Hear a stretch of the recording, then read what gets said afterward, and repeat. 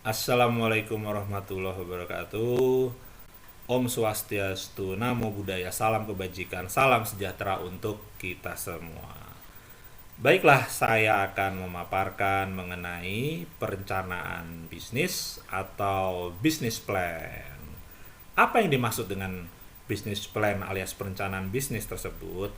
Yaitu gambaran yang kita buat atas usaha yang akan kita jalankan ke depannya agar usaha tersebut berkesinambungan. Nah, jadi bagaimana maksudnya? Oke, kita ambil contoh saja dari contoh kecil dan contoh besar. Oke, baik. Kita ambil yang pertama adalah contoh kecil. Apa contoh kecilnya ini? Nah, misalnya begini.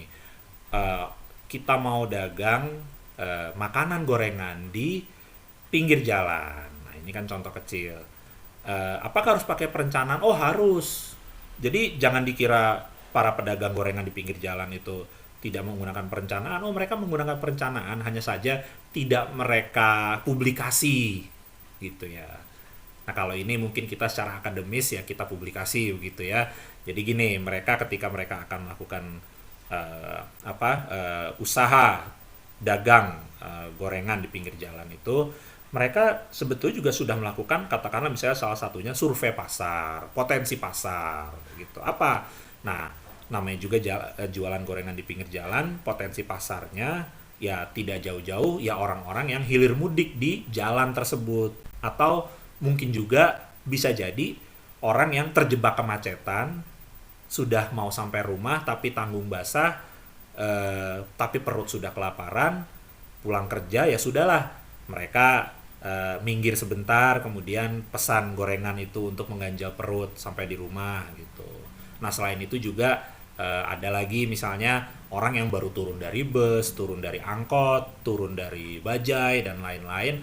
Nah, itu menjadi potensi pasar juga gitu untuk kesinambungan jualan gorengan yang mereka lakukan itu gitu. Nah, itu kan sebagai contoh kecil. Nah, itulah contoh kecil dari perencanaan bisnis gitu, membidik pasar, kemudian bagaimana kesinambungannya dan lain sebagainya. Nah, itulah bentuk perencanaan bisnis atau bisnis plan dalam contoh kecilnya. Kemudian kalau contoh besarnya ya kita ambillah contoh misalnya restoran-restoran fast food. Nah, seperti yang sudah kita kenal semua, ya katakanlah McDonald, KFC, Burger King dan lain-lain yang berasal dari Amerika itu ya. Nah, jadi ketika mereka baru akan masuk ke Indonesia akhir tahun 70-an atau awal tahun 80-an itu, mereka tentu saja melakukan yaitu perencanaan bisnis atau bisnis plan. Mereka berusaha melakukan bagaimana potensi pasarnya, kemudian kesinambungannya nanti seperti apa. Nah, mereka mencari tahu bagaimana kebiasaan makannya orang Indonesia itu seperti apa sih. Orang Indonesia ini kalau makan itu maunya bagaimana sih. Nah, ini kan dalam rangka memenuhi permintaan pasar. Penuhi permintaan pasar kan. Nah, begitu. Nah, misalnya gini, orang Indonesia itu kalau makan maunya sambelnya banyak, sausnya banyak, pedas dan gurih gitu kan. Yang ya tentu saja akhirnya mereka penuhi dalam bentuk apa misalnya. Mereka membebaskan kita untuk mengisi ulang sambal itu sesuka hati kita gitu kan, sepuasnya kita, bebas kan. Nah, bener gak kita semua sama-sama mengalami ya kan kalau masuk ke restoran-restoran itu.